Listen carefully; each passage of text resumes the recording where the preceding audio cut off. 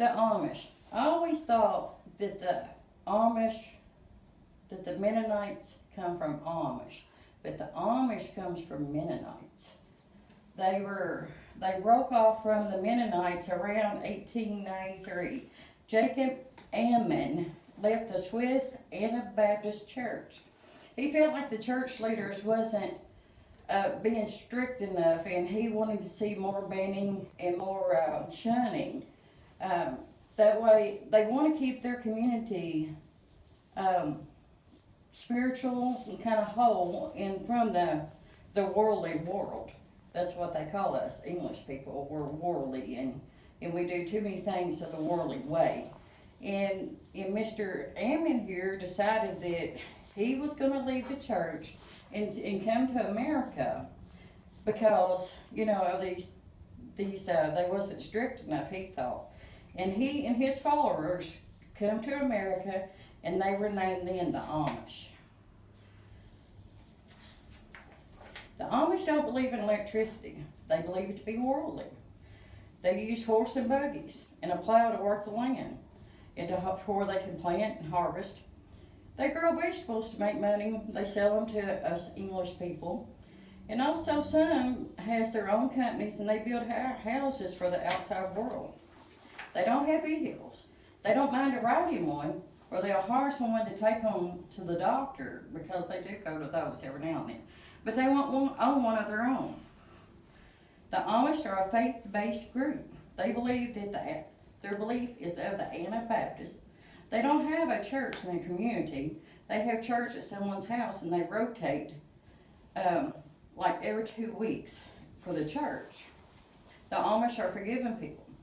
Even when the man shot up the Amish church in Pennsylvania, they went to the man's family and said, we have to forgive him. And then they started right then in trying to forgive this man of shooting these little girls, which myself, it would be hard to forgive a man, even though he was sick in the mind, to take out 6 or 8 of the children of the community. It would be hard to start believing or forgiving this man that had done this.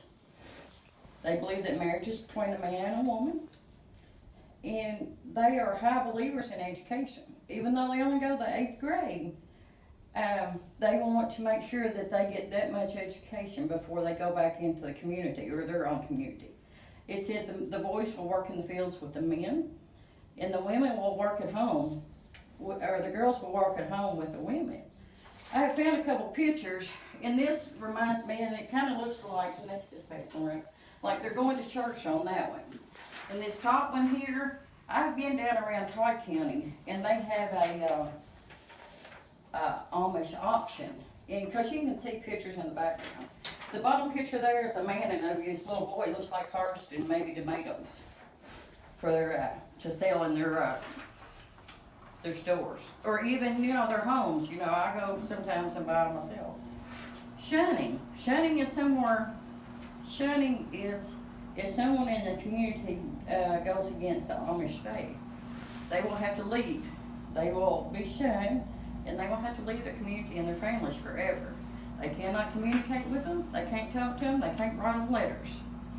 So when they're shunned, you're just basically gone. You're kind of dead to them in their eyes. The Amish feel like the distinctive clothes they wear, that it encourages humility.